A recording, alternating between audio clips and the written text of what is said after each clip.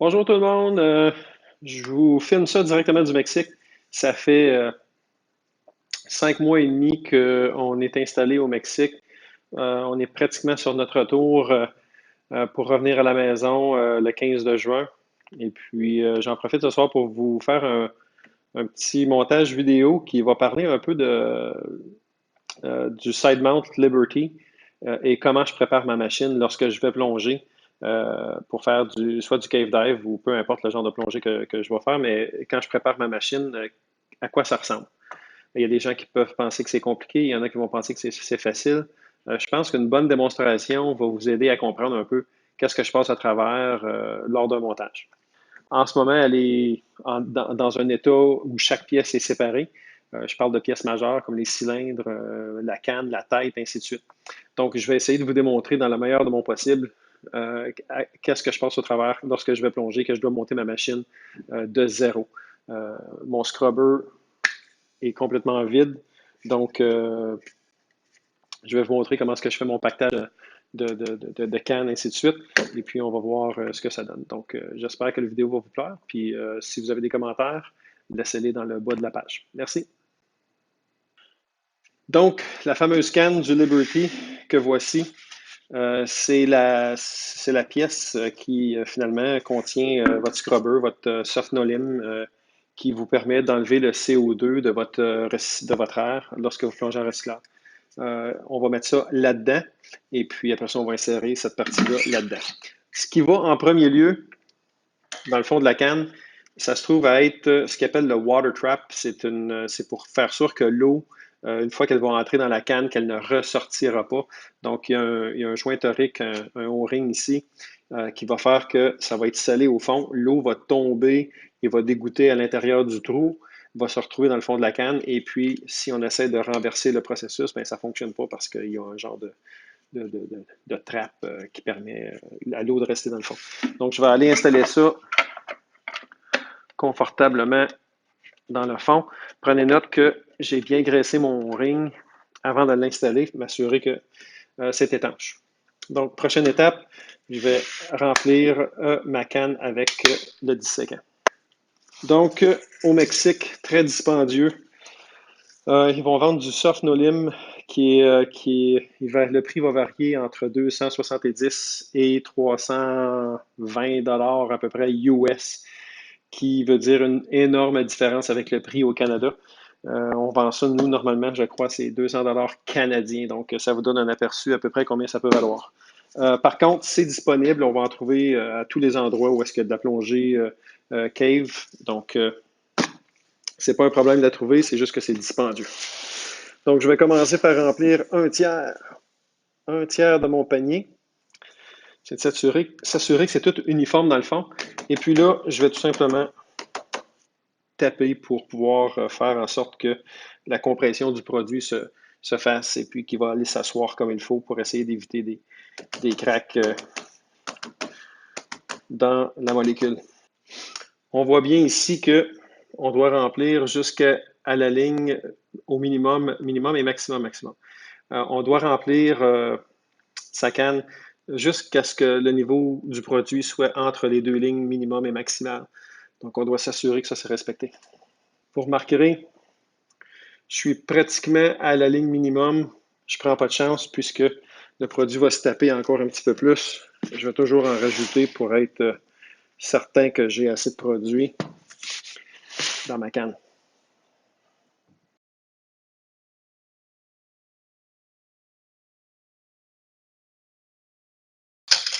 Avant de mettre le couvert, il y a sur la canne un petit feature avec les genres d'engrenage sur le côté qui nous permet de faire une meilleure compression. Ça va comme suit. On l'accote sur une surface plate, on met une pression sur le couvert et puis on le fait rouler.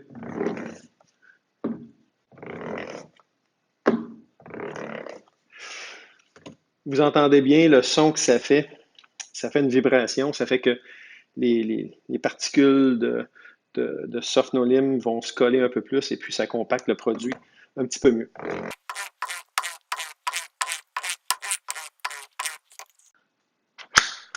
Une fois compacté, je m'assure que je suis encore bel et bien entre les deux lignes. En ce moment, je suis presque à max, donc ça devrait suffire.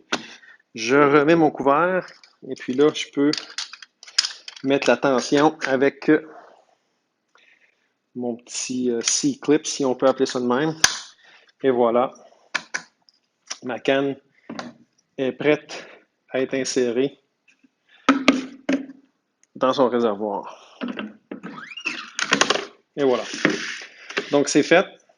Je peux maintenant passer au montage du prochain morceau. Donc, je mets ça de côté. OK, ce qui m'amène à la tête du recycleur. Donc, je m'assure toujours de bien graisser mes O-rings, surtout au niveau de la tête, ce qui va faire un bon scellant entre la tête et la canne.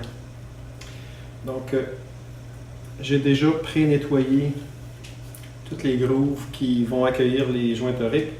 Donc, il me reste juste à appliquer le joint torique. Même chose avec le joint torique qui va faire contact avec le panier. Donc, ça, c'est bien graissé. Vous allez remarquer que j'ai toujours mes petits bouchons sur mes embouchures. On est au Mexique, il y a des petites fourmis partout. C'est le genre de choses que je ne voudrais pas qui rentrent dans mon recycleur pour peut-être bloquer un solénoïde ou peu importe des orifices où est-ce que du gaz qui pourrait sortir. Donc, pour ce qui est de la tête, une fois que c'est fait, on s'assure que là où le O-ring va venir s'asseoir, que c'est propre au niveau du panier et au niveau de la canne. Une fois qu'on s'est assuré de ça, on va tout simplement prendre la tête et puis venir l'asseoir. Je vais l'approcher un peu.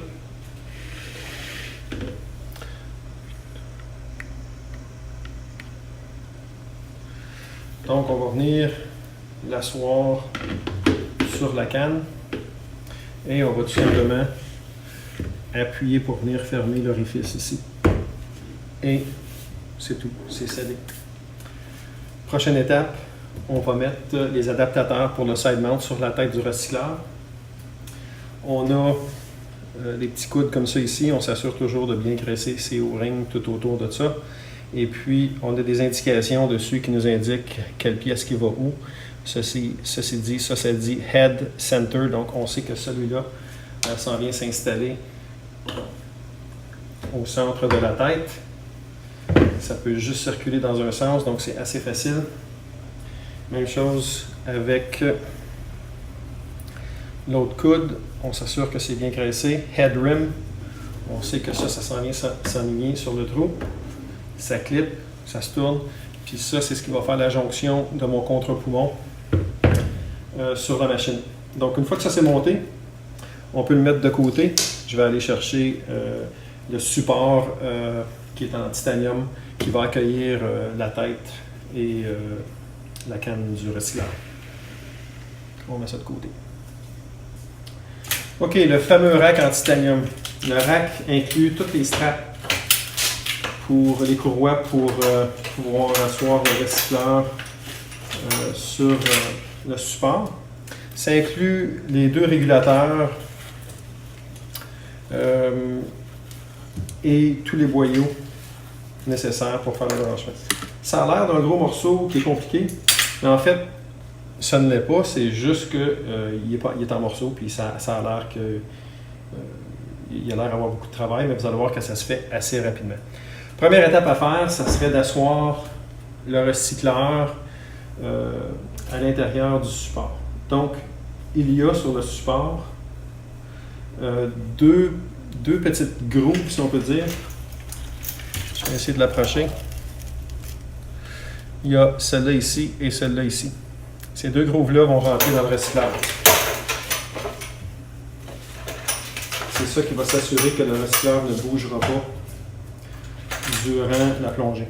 Donc, première chose à faire, mon boyau d'oxygène qui se trouve être ici va venir se brancher dans la tête du recycleur. Donc, ce que je fais, c'est que j'enlève mon petit bouchon protecteur, évidemment.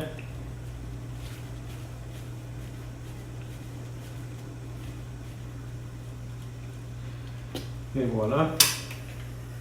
J'enlève le bouchon du réceptacle Ça se trouve être celui-là ici, là. J'ai un petit bouchon. Ça va venir se brancher là, donc j'enlève les deux bouchons.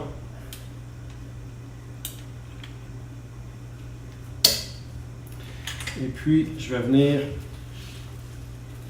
asseoir ma canne avec le connecteur bien en vue pour que je puisse faire le branchement de mon boyau. Donc, une fois que le recycleur est tout prêt, je les enligne et puis je vais aller visser le boyau directement dans la tête du recycleur. Les premiers temps, c'est pas évident parce qu'on doit faire l'enlignement comme il faut puis on ne comprend pas exactement la dynamique. Une fois qu'on l'a compris, ça va assez bien. On a un petit capot en caoutchouc pour protéger le tout. Donc on s'assure de bien le rentrer jusqu'au fond. Évidemment, on veut que ce soit bien en place. Une fois que ça c'est fait, on va aller aligner les petites grooves qu'il y a en dessous dans le support directement dans la canne. Et voilà. C'est pas compliqué, il faut juste trouver la bonne place. Une fois que c'est en place, on installe nos courroies.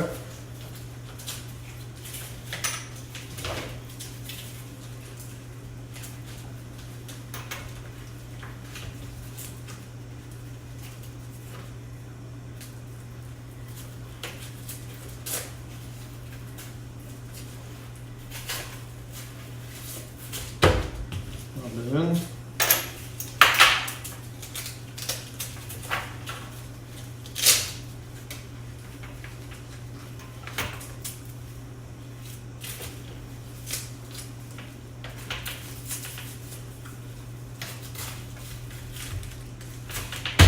Entre les deux. Le recycleur est installé, on peut passer à la prochaine étape qui est les cylindres. Le premier cylindre, l'oxygène, bien important de le faire dans le bon ordre. On soulève les courroies, on fait simplement insérer le cylindre jusqu'à temps qu'il arrive au bout. On installe les courroies comme il faut. Et puis on peut enlever le capuchon du régulateur et l'insérer dans le cylindre. Aussi simple que ça, c'est fait pour l'oxygène. Le diluant, normalement du 32% ici au Mexique, puisque c'est pas des caves qui sont bien creuses. Donc, je préfère utiliser du 32, ça coûte moins cher d'oxygène.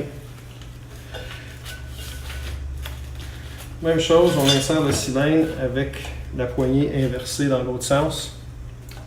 Diluant oxygène. Une fois que ça c'est fait, on peut aller serrer son cylindre. Et voilà. On enlève. Oh, vous voyez, j'ai fait un erreur, je suis un petit peu trop vite. On s'assure que le régulateur est bien sur le bon bord. On enlève le bouchon et puis on va aller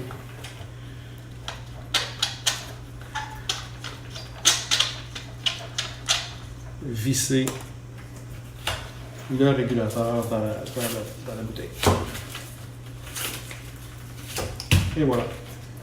Maintenant, les boyaux peuvent être placés comme ils se doivent entre les deux cylindres.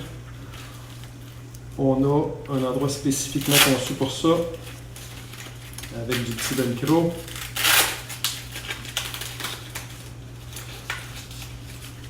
Voilà. Je ne mettrai pas trop serré puisqu'il y a d'autres choses qui vont aller là.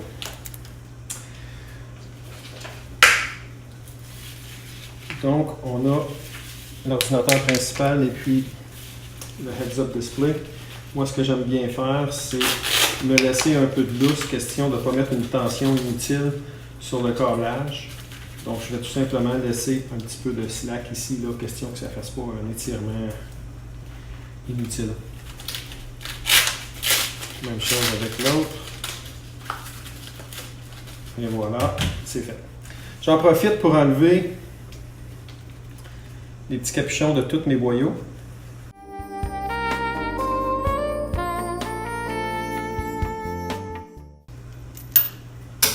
Et voilà. Puis là, prochaine étape, contre-poumon qui va venir se brancher dans les petits coudes que je vous ai montré tantôt. C'est la raison pourquoi on a des coudes. Lorsqu'on utilise le side mount, ces morceaux-là doivent être là. En back mount, simplement la canne. Donc, on va chercher le contre-poumon. OK, contre-poumon. On a un anti-retour pour éviter de flooder la machine. On doit s'assurer qu'elle est sur le bon bord. On ne peut pas vraiment se tromper, ça fit juste sur un côté et puis il n'y a pas d'autre façon de l'insérer. Donc, on ne peut pas vraiment se tromper. On s'assure que toutes nos connexions sont bien propres et bien graissées. Et puis là, il y a une séquence bien spécifique qui est toujours celui du centre. Après ça, on va aller sur celui du côté. Le premier temps qu'on fait ça, ça peut sembler. La première fois qu'on fait ça, ça peut sembler un petit peu awkward. Là, ça peut sembler bizarre comparativement à un recycleur backmount, mais on s'y habitue assez rapidement. Donc, bien important, on branche le recycleur comme il faut en premier. Puis après ça, on va aller brancher les connexions. Donc, il s'agit de 6 petits velcro. Super facile. Une fois qu'on est habitué, on a nos ajustements, puis on ne cherche plus bien à savoir à quel niveau on doit serrer. C'est important que ça ne soit pas serré. Il faut que ça laisse la place à l'air pour qu'on puisse respirer. Donc, avec le temps, on devient assez efficace à monter nos petits velcro.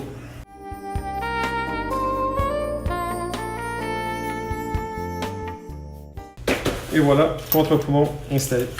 Prochaine étape, le loop. Le loop est conçu pour le side mount. Évidemment, j'ai des petits bouchons sur toutes les embouchures. Ce que je m'apprête à enlever, côté oxygène, côté diluant.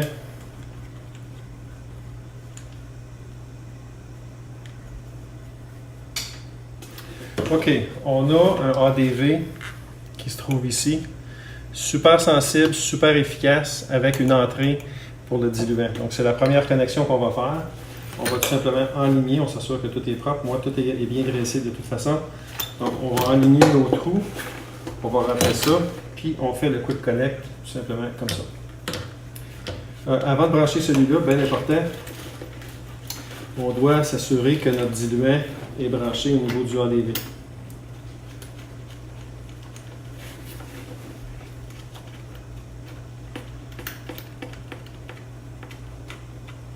Il y a une modification qui peut se faire pour arrêter le ADV.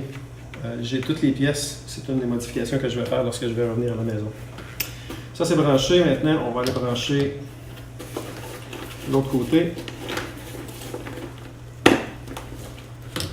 C'est bien en place. Il y a un système de barrage automatique qui fait qu'ils ne peuvent pas se défaire. Donc, super simple, super efficace.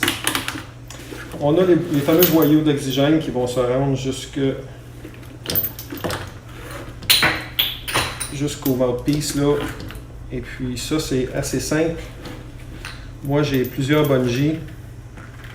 Tout ça vient avec la machine, évidemment. Et puis la longueur des boyaux, elle est parfaite. Elle arrive juste au bon endroit. Donc ça, c'est pour l'oxygène. On a aussi le diluant.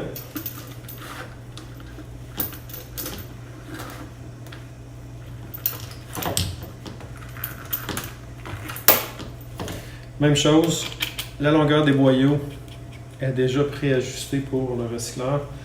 Donc, ça rentre assez bien. On a le heads-up display qui se trouve à sortir quelque part ici.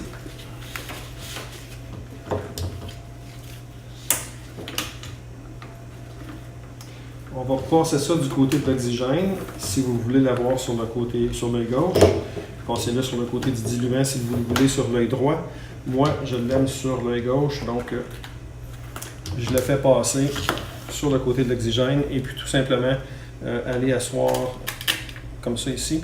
Et puis on a des petites lumières qui flashent pour nous avertir du taux de pression partielle des gaz qu'on a dans notre loup. Donc, techniquement, le recycleur est complètement monté. ça conclut le montage. Comme vous pouvez voir, c'est pas très compliqué. Ça se fait relativement bien. Et puis, une fois qu'on a fini de monter ça, on va faire nos tests de pré-plongée. L'ordinateur, même s'il est ici, il va venir se placer en dessous du bras.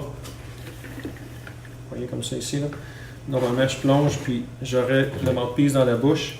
Et puis ça ici, ça va venir sur mon poignet ici. Ce qui veut dire que... Et voilà.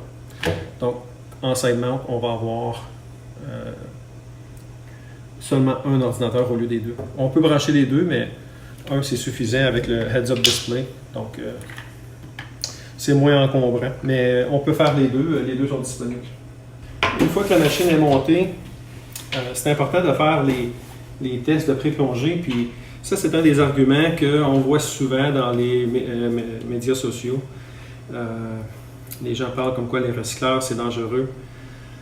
C'est dangereux si la personne ne s'en sert pas comme c'est supposé être servi. Une des choses que j'apprécie beaucoup de Divesoft, c'est la méthodologie avec laquelle ils ont intégré les checklists. Les checklists, c'est quelque chose que chaque instructeur de recycleur va vous dire de faire. Et malheureusement, encore aujourd'hui, lorsqu'on va plonger, on voit clairement que ce n'est pas tout le monde qui les fait. Et je m'inclus là-dedans. Ça m'est déjà arrivé de plonger, puis j'ai pas fait la checklist assidûment. Quand je dis assidûment, ça veut dire on essaie de la faire par mémoire parce que notre checklist est restée dans l'auto. Et puis, si vous allez plonger, regardez si un plongeur sort sa checklist en papier pour plonger. Vous allez remarquer que ça n'arrive pas. Peu importe qui vous êtes, peu importe votre expérience en plongée sous-marine, si vous n'avez pas un checklist adéquat, tôt ou tard, vous allez devenir une statistique. Cette machine-là a la checklist intégrée. Là, vous allez dire, oui, c'est des gadgets informatiques. Absolument. Mais c'est un gadget informatique qui, à ma grande surprise, que j'utilise à toutes les fois que je plonge avec la machine. Quelque chose que je ne faisais pas avant. Avant, si j'oubliais ma checklist, je l'essayais de la faire par cœur, puis les chances que j'oublie quelque chose étaient grandes. Je m'en cache même pas. Ça m'est arrivé à l'occasion de rentrer dans l'eau et de figurer. Ah, j'ai pas testé mon ADV comme il faut, j'ai oublié de tester mon inflateur à oxygène, ou peu importe. Il va y avoir des oublis parce qu'on n'a pas une liste adéquate. On peut faire la même chose avec ça. Ça ne veut pas dire qu'on l'a informatisé, qu'on va être assidu sur nos checklists. C'est un choix. C'est un choix qu'on fait. Et puis lorsque le Divesoft nous présente la liste d'inspection, on peut tout simplement la bypasser et dire « je m'en fous, je passe à autre chose ». Je vais vous le dire, je ne l'ai jamais fait depuis que j'ai la machine. Je n'ai jamais surpassé les listes. Pourquoi? Parce qu'elle est là. Pourquoi ne pas s'en servir? Et je me rends compte que je suis beaucoup plus assidu dans mes checklists et que la checklist inclut aussi des articles comme vos lumières de plongée, votre bailout, le taux d'oxygène ou le mix de trimix que vous avez dans vos bouteilles. Il vous fait une liste relative à ce que vous avez configuré dans votre système.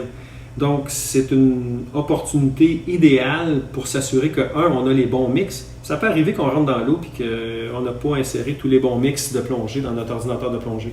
Mais celui-là, il va l'intégrer dans sa checklist, ce qui veut dire que c'est beaucoup plus facile de ne pas l'oublier. Une autre chose que j'adore avec ça, puis là je vous parle d'une expérience qui m'est arrivée à mes tout débuts avec l'unité side mount de Divesoft. Et ce n'est pas un reproche à Divesoft, c'est tout simplement que j'ai accidenté par accident possiblement des particules de roche qui sont rentrées dans mon ADV et puis ça a percé mon diaphragme. L'eau rentrait à très petite quantité lorsque j'étais en pression négative ou plutôt à un niveau de contre-poumon très bas. Ça m'a pris une seule plongée pour m'en rendre compte, un seul pré-test pour m'en rendre compte, c'est lorsque j'ai fait mon test de positif et négatif. Ce qui est bien important là, de comprendre, c'est que si j'aurais pas eu le baromètre, ou plutôt le sensor de pression à l'intérieur du Divesoft, je m'en serais peut-être pas rendu compte. Parce que c'était un petit trou très minuscule, et puis lorsque je faisais mon négatif, tranquillement, pas vite, l'air rentrait dans mon loop, ce qui veut dire que l'eau, techniquement, aurait rentré dans mon loop. C'était très subtil, à un point tel que j'ai demandé l'avis d'une deuxième personne à savoir si c'était moi qui étais fou ou j'avais bel et bien un leak parce que c'était tellement minime. Mais minime au point où ce que ça prend une machine pour le détecter parce que mon loop restait serré, mais j'avais un leak. Donc, je vous montre un peu le processus du DiveSoft qui vous permet de faire une checklist adéquate. Donc, j'allume ma machine en appuyant sur les deux boutons. Le DiveSoft s'allume. Donc, je vous donne un aperçu. On va avoir les tests de handset numéro 1. On teste les solénoïdes en même temps. L'unité centrale de droite, l'unité centrale de gauche et le deuxième ordinateur qui est absent, donc il va surpasser cette partie-là du test d'allumage. Comme vous pouvez voir, je viens de monter ma machine, donc mon stack time qui était à 5h15, qui était la fin de mon ancien scrubber. Donc, il m'avertit comme quoi que mon stack time est presque terminé. Donc, moi, ce que je vais faire, c'est que je vais aller dans le menu de pré-plongée. Pré-plongée que voici. Et puis là, c'est simple. Ça me dit Pre-Dive Check. Fait que là, je vais faire Pre-Dive Check. Oui, je veux bel et bien rentrer dans le menu Pre-Dive Check. Il fait ses connexions électroniques pour s'assurer que tout est présent. Là, vous allez voir qu'il va manquer le handset de gauche, ce qui veut dire que l'unité va comprendre qu'il doit surpasser cette composante. On accepte ça. Il nous annonce que notre machine, pression partielle des gaz à l'intérieur du loop, ça c'est des 4 sensors du recycleur. Donc je fais OK là-dessus. Là on me dit, une erreur, ça fait 10 jours que j'ai pas calibré mes cellules. Donc bon avertissement, j'ai pas fait ma calibration, puis on me recommande de le faire aux 4 jours. Donc je dois arrêter tout et je dois faire une calibration. Je surpasse aujourd'hui la calibration tout simplement parce que je vais le faire après. Je ne voulais pas faire la vidéo pour vous montrer la calibration. Donc, on me demande si la batterie du recycleur est suffisante. Je dis oui. On teste les solénoïdes de gauche, solénoïdes de droite. Tout est bien. On va aller tester les petites lumières de notre HUD display. Donc, on doit s'assurer que les lumières vont matcher.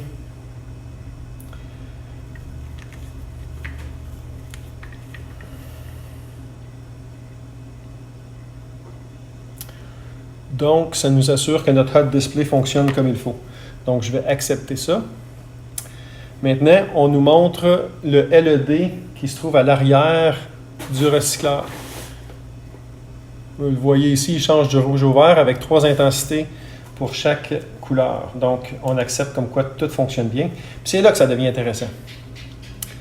Il nous demande de faire un test de négativité, de pression négative sur le loop. Donc, je me mets le loop dans la bouche, puis je vais inspirer l'air jusqu'à temps que j'ai un niveau adéquat pour faire un test. Donc, ça va comme suit.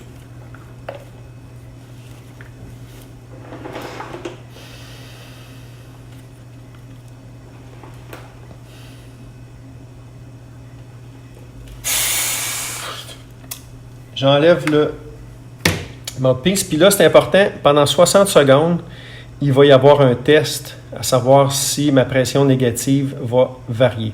C'est normal d'avoir une petite variance au niveau du baromètre. Vous voyez, là, j'ai une pression de 73.0, puis là, ça va changer 72.9, puis ça va descendre tranquillement. Ce qui est dangereux, c'est lorsque ça descend trop rapidement. Puis, lorsque je vous dis que j'avais un leak qui était très, très petit, c'était à cette étape-là. Donc, vous pouvez vous imaginer, là. Puis ça, ce qui est intéressant, c'est que pourquoi ça baisse? Bien, c'est tout simplement l'élasticité de toutes les composantes. Si je bouge le loop, vous allez regarder le timer. Le timer va tout simplement recommencer à 60. Pourquoi? Parce que j'ai eu une variante de pression dans tout le système du recycleur, ce qui veut dire que ma pression négative a trop changé drastiquement, ce qui fait que mon test négatif n'est pas bon. Donc, on recommence le 60 secondes. Donc, on me redemande de faire le test de pression négative, ce qui va comme suit.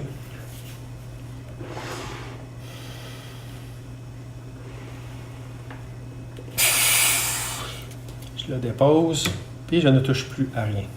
On va attendre 60 secondes, puis si la pression barométrique, la pression du loop ne descend pas, on devrait avoir un test qui est réussi.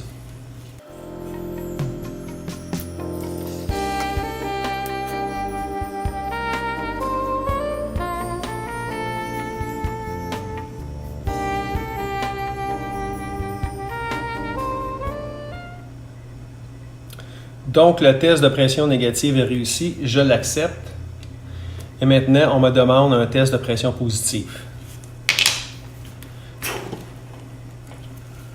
On recommence, mais en insérant de l'air.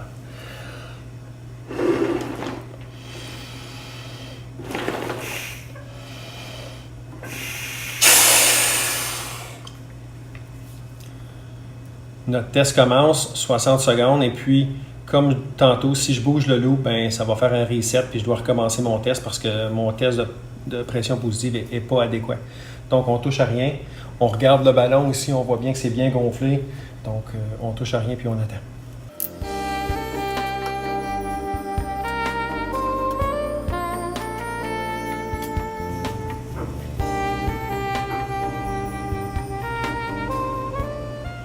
Alors, le test de pression positive est réussi. Je l'accepte. Mon test, ma fonction pre-dive est terminée. Pre-dive, ça veut dire c'est ce que je fais avant d'aller plonger, avant d'aller sur le bateau, avant de le mettre dans le camion ou sur place. On peut le faire quand on veut. Ce qui est important de comprendre, c'est qu'on a le pre-dive check et puis on a le dive check qui va être tout le reste. Quand je fais mon pre-dive, je vais aussi m'assurer que mes cylindres vont être sous pression et que tout fonctionne. Pourquoi? Tout simplement, ça ne me tente pas d'arriver sur le site de plongée, d'allumer mes cylindres et de me réaliser que j'ai un O-ring de régulateur qui a tombé. Ce qui peut arriver fréquemment lorsqu'on enlève et on remet les bouchons souvent. Surtout lorsque les changements de température assez drastiques surviennent. Donc, je vais ouvrir mon oxygène tranquillement, puis je vais m'assurer de la pression de mes cylindres en même temps.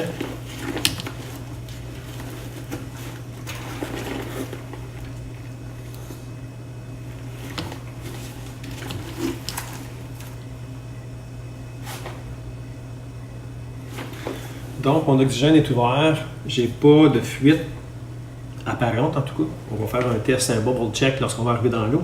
Mais en fait, d'oxygène, au moins, je n'ai pas de leak. Je referme le cylindre et puis j'ouvre le diluant. Le diluant est ouvert. Je vérifie la pression. Je referme le cylindre. Je n'ai pas de leak apparent. Donc, tout va bien. Je peux aussi en profiter pour tester mes injecteurs. Une des particularités du side mount avec le Liberty, c'est la possibilité d'avoir des injecteurs directement à la bouche.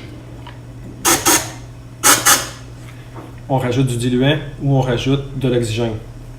Super commode, facile d'accès, c'est ce que j'apprécie le plus. On n'est pas obligé de chercher quelque chose sur nous pour injecter ou quoi que ce soit. Donc, super facile à injecter. Là, j'ai fermé mes cylindres. Je vais juste enlever la pression du loop et je vais vider mes boyaux. Et voilà. Ferme le loop. Donc, ça conclut mon test de pre-dive pour pouvoir aller plonger avec M. Yanez à Cozumel ce jeudi. J'aime bien préparer ma machine de façon à ce qu'elle soit compacte. Donc, je vais souvent, mais pas souvent, je vais toujours accrocher mon loop comme ça ici. Donc, la machine, si vous regardez,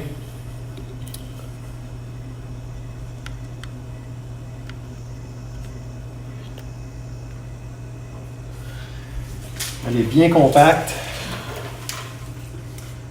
Grosseur d'un cylindre à peu près. Moi, j'ai la longue canne. Si vous avez la courte canne, vous pouvez couper 4 pouces de la canne carrément. Le système au complet, même s'il est, je dirais pas qu'il est super lourd, il y a quand même une bonne pesanteur. Une fois rendu dans l'eau, ça pèse plus rien. C'est ça qui est la beauté de ça. Donc, ça conclut le montage du recycleur Liberty Side Mount.